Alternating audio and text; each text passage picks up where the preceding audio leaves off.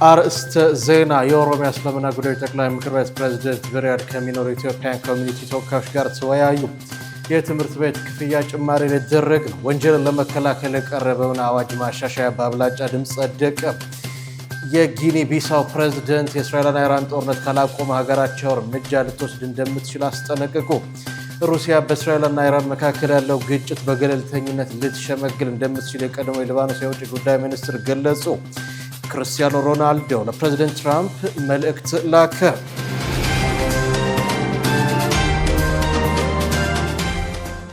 አሰላሙ አለይኩም ወራህመቱላሂ ወበረካቱ። ክቡራትና ክቡራን የነጃሺ ቲቪ የምሽት መረጃ ተመልካቾቻችን እንደምን አምሽታችኋል? ከመረጃዎቹ ጋር ሰኢድ መሐመድ ነኝ። አብራችሁን ቆዩ። የኦሮሚያ እስልምና ጉዳዮች ጠቅላይ ምክር ቤት ፕሬዝዳንት በሪያድ ከሚኖሩ ኢትዮጵያውያን ኮሚኒቲ ጋር ተወያዩ። የኦሮሚያ እስልምና ጉዳዮች ጠቅላይ ምክር ቤት ፕሬዝዳንት ኡስታዝ ጋሊ ሙክታር በሪያድ ከሚኖሩ የክልሉ ኮሚኒቲ አደረጃጀት ተወካዮች ጋር በምክር ቤቱ ወቅታዊ ሁኔታ ዙሪያ ውይይት አካሂደዋል። በሳዑዲ አረቢያ የኢፌዴሪ ልዩ መልእክተኛና ባለሙሉ ስልጣን አምባሳደር ክቡር ዶክተር ሙክታር ከድር አብዱና ዲፕሎማቶች በውይይቱ ላይ ተገኝተዋል። ክቡር አምባሳደር በውይይቱ ላይ ባስተላለፉት መልእክት የሃይማኖታዊ ተቋማት መጠናከር ለሀገር አንድነትና ሰላም ያለውን ፋይዳ አብራርተው በሪያድና አካባቢዋ የሚገኘው ማህበረሰብ በቅርቡ በኢትዮጵያ እስልምና ጉዳዮች ከፍተኛ ምክር ቤት ፕሬዝዳንት ሼክ ሀጂ ኢብራሂም ቱፋ ለተመራው ልዑክ አሁን ደግሞ በኡስታዝ ጋሊ ሙክታር ለሚመራው ልዑክ ላደረገው ደማቅ አቀባበል ምስጋና አቅርቧል። አክለውም የተቋማቱ ከፍተኛ አመራሮች በውጭ ሀገራት ከሚኖር ዲያስፖራ ጋር የሚያደርጉት ውይይት በሀገር ቤት ስላለው የልማት ሁኔታ የተሻለ ግንዛቤን ለማስጨበጥ የሚያስችል በመሆኑ ዲያስፖራው በሀገሩ ሁለንተናዊ ጉዳይ ላይ ንቁ ተሳትፎ እንዲያደርግ ያነሳሳል ብለዋል። በውይይት መድረኩም በምክር ቤቱ ወቅታዊ ሁኔታና ሊያከናውናቸው ባቀዳቸው ጉዳዮች ላይ ገለጻ የተደረገ ሲሆን በተነሱ የአንድነትና የሰላም ጉዳይ ጥያቄዎች ላይ ምላሽና ማብራሪያ ተሰጥቷል።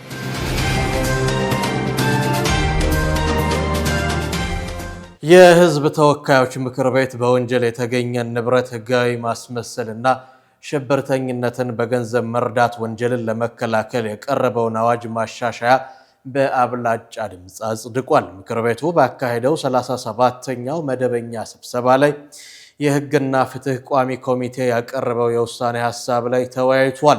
የቋሚ ኮሚቴው ምክትል ሰብሳቢ አቶ ኢሳ ቦሩ ከነባሩ አዋጅ 780/2005 በ58 አንቀጾች 14ቱ ላይ ማሻሻያ መደረጉን ገልጸዋል። የምክር ቤቱ አባላት በአዋጁ ማሻሻያ መደረጉ ለሀገሪቱ የበለጠ ጠንካራ ህግ የሚያስፈልግ በመሆኑ ተገቢ ነው ብለዋል። በአንዳንድ አንቀጾች ላይ ለጸጥታ አካላት ከተሰጡ መብቶች በህገወጥ መንገድ ከሀገር የወጣ ገንዘብን ማስመለስ፣ ሽብርተኝነትን በገንዘብ የደገፉ ሰዎችን በህግ ከመጠየቅ አንጻር ማሻሻያው ምን ያህል ለመከላከል ያስችላል የሚሉ ጥያቄዎች ተነስተዋል። የአዋጁ ማሻሻያ ዓለም አቀፍ የፋይናንስ ግብረ ኃይል ምክረ ሀሳብን መሰረት ያደረገ መሆኑን ቋሚ ኮሚቴው ገልጿል። ምክር ቤቱ በሰፊው ከተወያየ በኋላ በወንጀል የተገኘ ንብረትን ህጋዊ ማስመሰልና ሽብርተኝነትን በገንዘብ መርዳት ወንጀልን ለመከላከል የቀረበው የአዋጅ መሻሻያ 1387/2017 ሆኖ በአብላጫ ድምፅ አጽድቆታል። በተጨማሪም ምክር ቤቱ የስታርታፕ ረቂቅ አዋጅን ለዝርዝር እይታ ለሰው ሀብት ልማት የስራ ስምሪት እና ቴክኖሎጂ ጉዳዮች ቋሚ ኮሚቴ መርቶታል።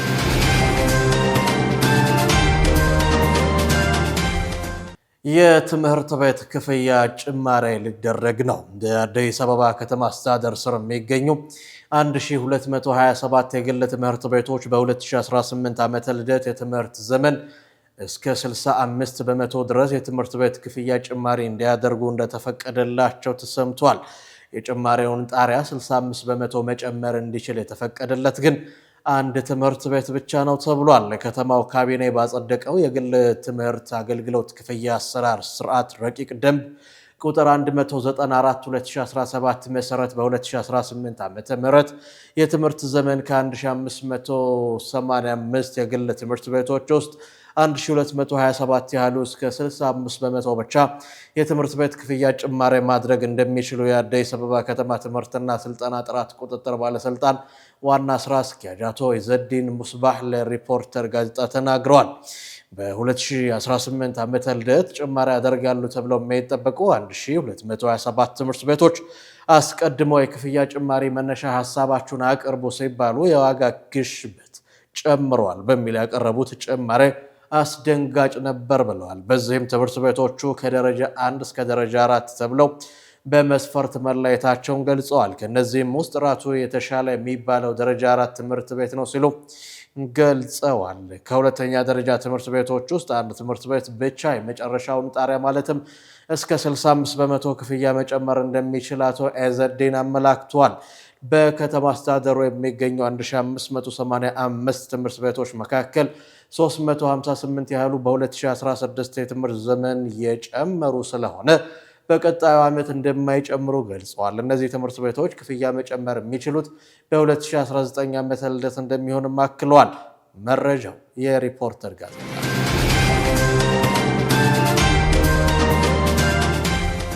የጊኒ ቢሳው ፕሬዝዳንት የእስራኤል እና የኢራን ጦርነት ካልቆመ ሀገራቸው እርምጃ ልትወስድ እንደምትችል አስጠንቅቀዋል። የጊኒ ቢሳው ፕሬዝዳንት ኡማሮ ሲሴኮ ኤምባሎ እስራኤል እና ኢራን ግጭታቸውን እንዲያቆሙ አሳስቧል። ፕሬዝዳንቱ አክለውም ሀገራቸው ግጭቱን ለማስቆም እርምጃዎች ልትወስድ እንደምትችል አስጠንቅቀዋል። ሲሴኮ ኤምባሎ ማስጠንቀቂያውን የሰጡት ከቢሳው አየር ማረፊያ ከሳፋሚም ከተማ ጋር የሚያገናኘው መንገድ ምርቃት ላይ ባደረጉት ንግግር ነው። በምርቃቱ ላይ ለተገኙ ሰዎች ንግግር ያደረጉት የጊኒ ቢሳው ፕሬዝዳንት ዓለም በተለያዩ አካባቢዎች እና በሀገራት መካከል በሚደረጉ ጦርነቶች የተወሳሰበችና አመፀኛ እንደሆነች ተናግረዋል። ፕሬዝዳንቱ በእስራኤል ውስጥ ላሉና ኢራን ውስጥ ለሚገኙ ወንድሞቻችን ጦርነቱን ወዲያውኑ እንዲያቆሙ እንነግራቸዋለን፣ ካልሆነ ግን ጊኒ ቢሳው ጦርነቱን ለማስቆም ተገቢውን እርምጃ ለመውሰድ ትገደዳለች ሲሉ ተደምጠዋል።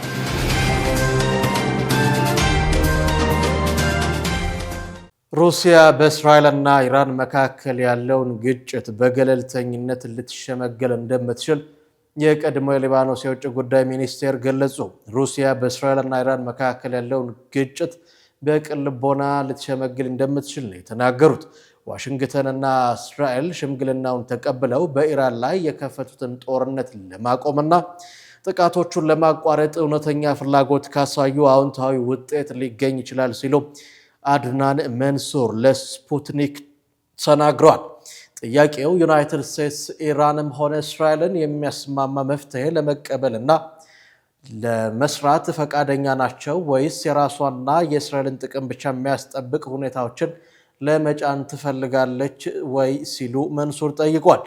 ዲፕሎማቱ አክለው ሞስኮ በመካከለኛው ምስራቅ ከሚገኙ ሁሉም ወገኖች ጋር ያላት ወዳጃዊ ግንኙነት የሩሲያው ፕሬዝዳንት ቭላዲሚር ፑቲን በኢራንና በእስራኤል መካከል ያለውን ጦርነት ለማስቆም ትልቅ ሚና እንዲጫወቱ እድል እንደፈጠረላቸው አጽንኦት ሰጥተዋል።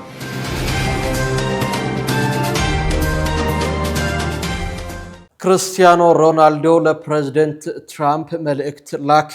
ፖርቹጋላዊው ኮከብ ክርስቲያኖ ሮናልዶ እየተባባሰ የመጣውን የእስራኤልና የኢራንን ጦርነት አስመልክቶ ለአሜሪካው ፕሬዝዳንት ዶናልድ ትራምፕ መልእክት አስተላልፏል። የ5 ጊዜ ባሎን ዶር አሸናፊው ክርስቲያኖ ሮናልዶ በሀገራቱ መካከል ያለው ውጥረት እንዲረግብ ሰላም ለዓለም የሚል መልእክት ማስተላለፉ ይፋ ሆኗል። ፕሬዝዳንት ዶናልድ ትራምፕ ጨዋታ ለሰላም የሚል ያልተጠበቀ ስጦታ ከክርስቲያኖ ሮናልዶ እንደተላከላቸው ማሳወቀዋል። ሮናልዶ የፈረመበትን የፖርቹጋል ብሔራዊ ቡድን መለያ ከአውሮፓ ምክር ቤት ፕሬዝዳንት አንቶኒዮ ኮስታ እጅ የተረከቡት የሪፐብሊካኑ ተወካይ በአሁኑ ሰዓት በቡድን 7 ስብሰባ ላይ ካናዳ ይገኛሉ። ክቡራትና ክቡራን የነጃሺ ቲቪ የምሽት መረጃ ተመልካቾቻችን የዕለቱን የምሽት መረጃ በዚሁ አገባደድን። ከቀሪ የነጃሺ ቲቪ የምሽት መሰናዶ ጋር መልካም